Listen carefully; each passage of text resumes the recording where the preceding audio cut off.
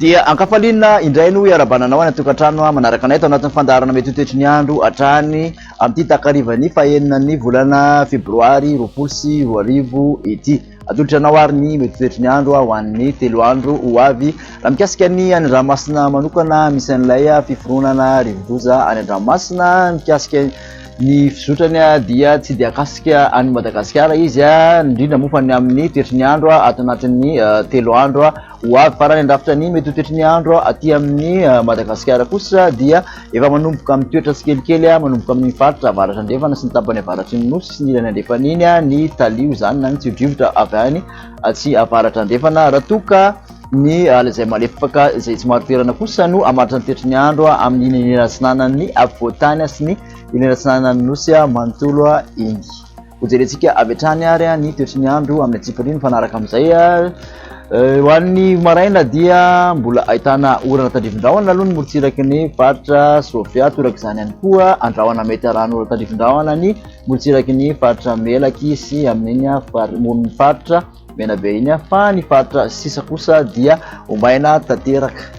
Mikasika ny tolakandro kosa dia mitoetra zany ny oram-baratra amin'iny faritra Diana tapany avaratry ny faritra Sava sy Sofia iny ary manodidina an'iny faritra Iorombe tapany avaratry ny faritra atsimo andrefana iny sy ny ilany andrefan'ny faritra amin'iny faritra tapany atsimony faritra Menabe iny. Ahitana orana tandrivon-drahona kosa amin'iny Bongolava ilany andrefan'ny faritra Vakinakaratra amin'iny tasy iny ary aty amin'ny ilany andrefan'ny faritra Analamanga iny raha toka omaina tanteraka any amin'ny faritra sisa. Kasika ny maripana ho an'izay rapitso izay dia somary niakatra amin'ny ankapobeny ny maripana manodidina ny 4 ka hatramin'ny 20 ny ambany indrindra aty amin'ny afovoantany raha toka 20 ka hatramin'ny 30 ny maripana ambony indrindra. Any amorotsiraka moa dia 30 no mihoatra avokoa ny ambany indrindra, 430 no tazana amin'ny ambony indrindra tazana zany any amin'iny Toliara iny. Mikasika ny toetry ny andro indray ho an'ny sabotsy ho avy izao dia mbola mitoetra hatrany ny oram-baratra indrindra moa fa ny tapany ariva amin'iny Diana iny torak' izany ihany koa amin'ny tapany avaratry ny faritra atsimo andrefana mahazo an'ny Menabe sy amin'iny tapany atsimon'ny faritra Mbelaka iny dia ahitana an'izay avokoa. Mbola ahitana orana tandrivon-drahona malefaka kosa amin'iny morotsiraky ny faritra Atsinanana sy Vadivava Fitonana iny aty afovoantany moa dia omaina tanteraka.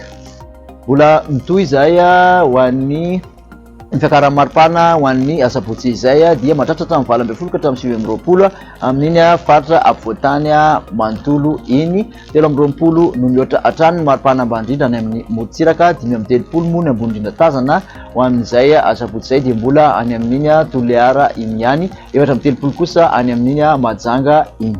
Mikasika ny toetry ny andro ho an'ny alahady ho avy izao indray dia mbola voazina hatrany ny oram-baratra indrindra moa fa ho an'izay tolakandro izay amin'iny tendrony avaratry ny nosy ny morotsiraky ny Sofia sy ny tapany atsimon'ny faritra Voeny mahazo ny ilany andrefany afovoantany manontolo iny ka hatỳ amin'ny tapany avaratry ny faritra atsimo andrefana.